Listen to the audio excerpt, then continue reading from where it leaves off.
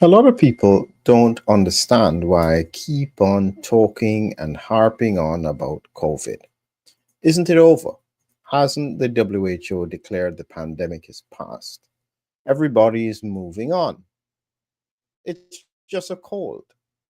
Why in the world do I keep on talking about it? The reality is that I know some stuff that very few people know. In my journey of interviewing experts over the years, I talk to people before and after the interviews, and they say things off air that they would never say on air. And so I've always known that there's some pretty serious stuff that needs to be addressed. And as early as 2022, when this was not able to be said, I was writing about this question. Why are independent scientists ignoring the question of SARS CoV 2? The article here on my Substack is in the description if you want to go back to what I was thinking. And I thought that it was important at this time, as we go into the transition of the winter, why I am concerned. Because I think we keep on underestimating this beast. And it's largely because people keep on thinking it's just another virus. The question is, suppose it is not.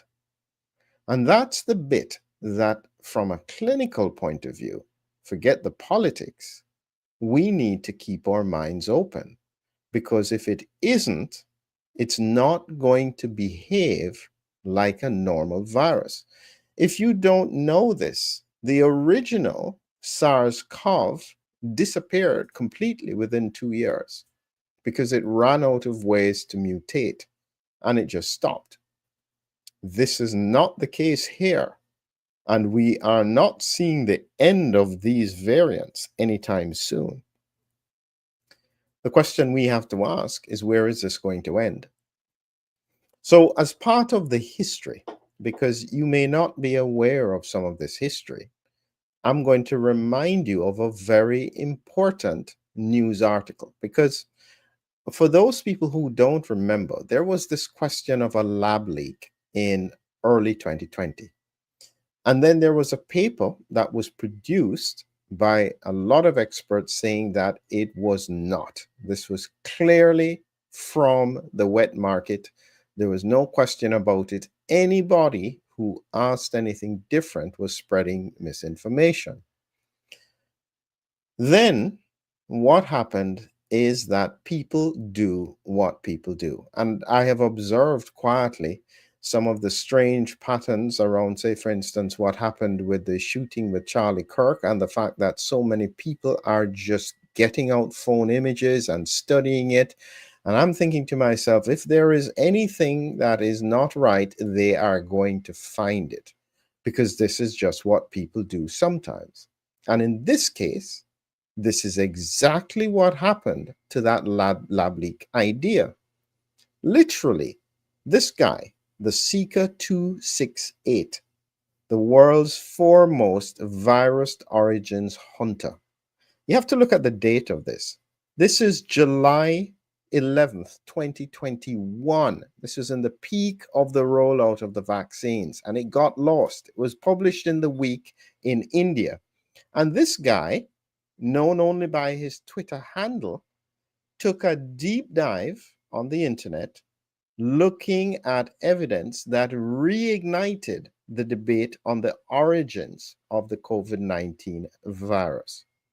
If this guy or his team, it's what they call the drastic, a group of internet sleuths who made the world relook at the lab leak theory.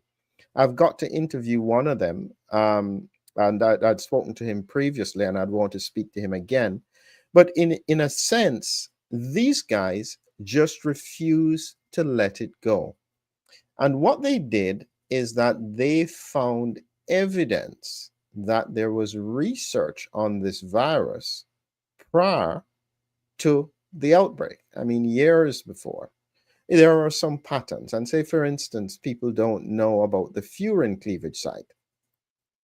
This is a patented thing that was added, well, it could have occurred naturally. This tiny little furin cleavage site that makes these viruses, the spike protein, more infective. But in order for it to have occurred naturally, it was like 1 in a trillion chance. Who would think 1 in a trillion chance that some virus in a bat cave would get a furin cleavage site when coincidentally it happens close to a lab working on coronaviruses, and the furin cleavage site is patented? As I said, I spoke with the researcher who found the blast sequence for the furin cleavage site. He sat on that information for almost 8 months. He had no idea what to do with the fact that he found a fingerprint that indicated that this was very unlikely to be natural. He ended up doing a paper with a combination of researchers, for which I know some of them, and they essentially came to the conclusion that they were working on a virus. This is their thought. They were working on a virus looking at the capability to infect cells for cancer therapy. This is what they thought. And so they put a furin cleavage site on it so that it would be more effective at infecting human cells. The problem is, what happens if this leaks? Now, there are two sides of the story, and this is why I'm highlighting this is so important. Because on one side, people say that it is a bioweapon. It's possible.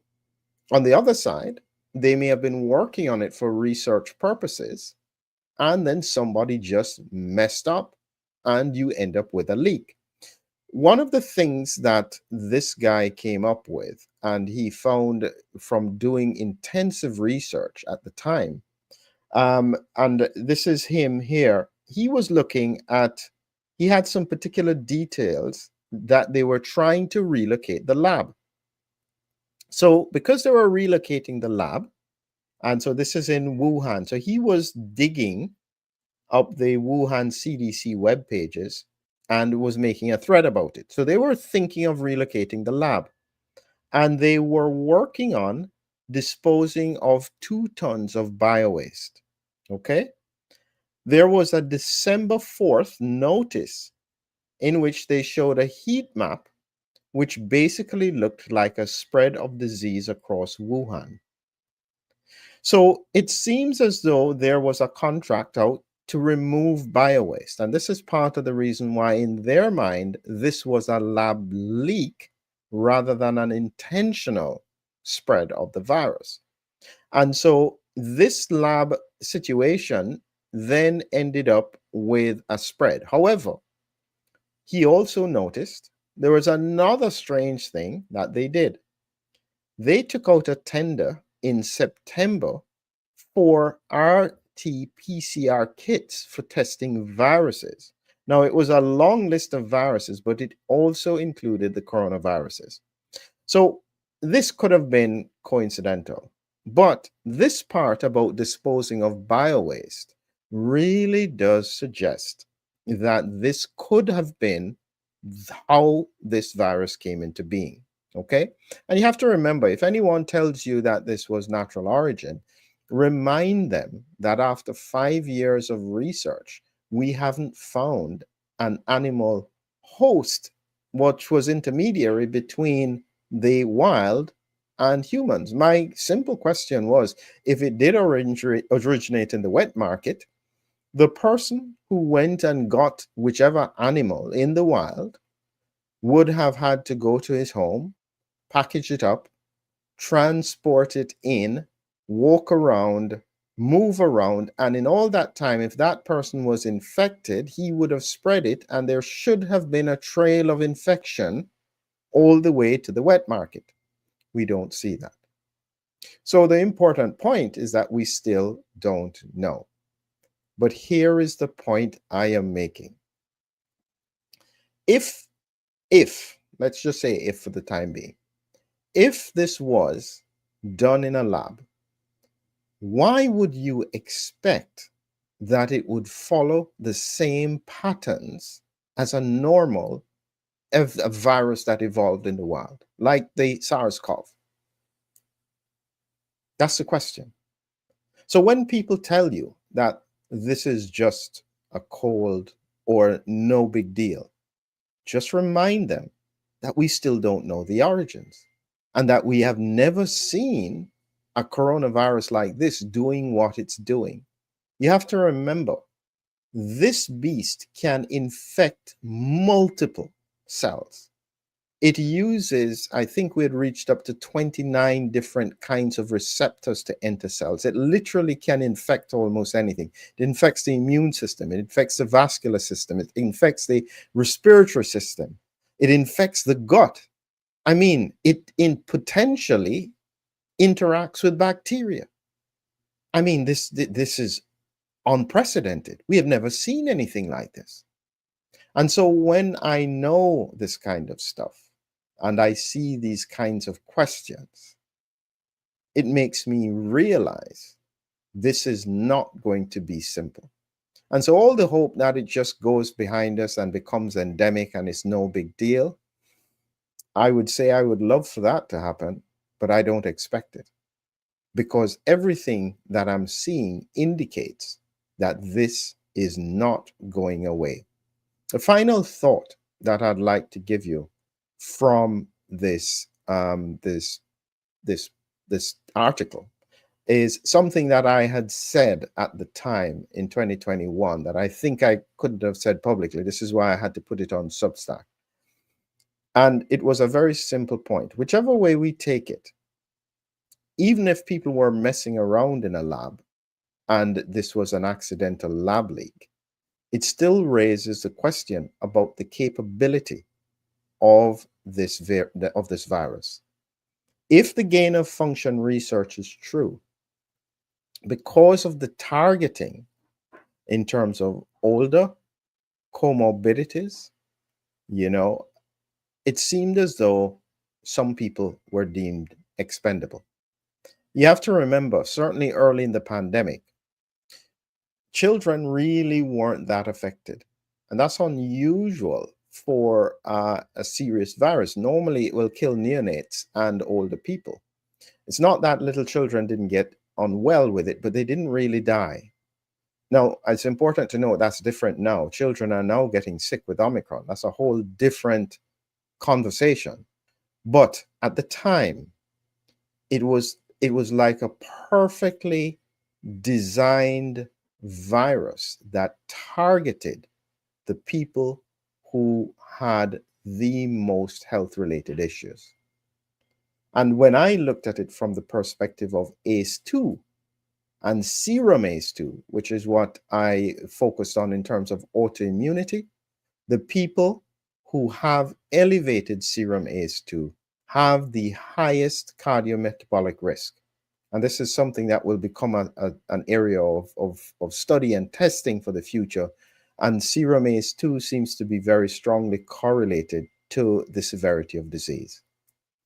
We have many more questions that need to be answered. But one thing is for certain.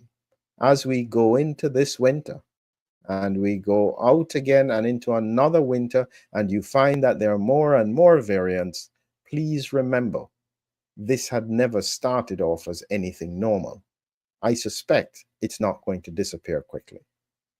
Have a great evening.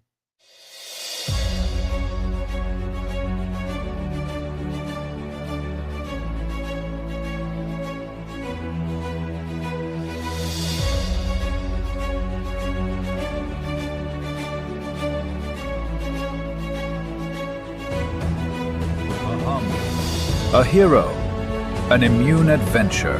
Humming Heroes, your lyrical guide to the body's defenders. Now on Amazon. Check the links below.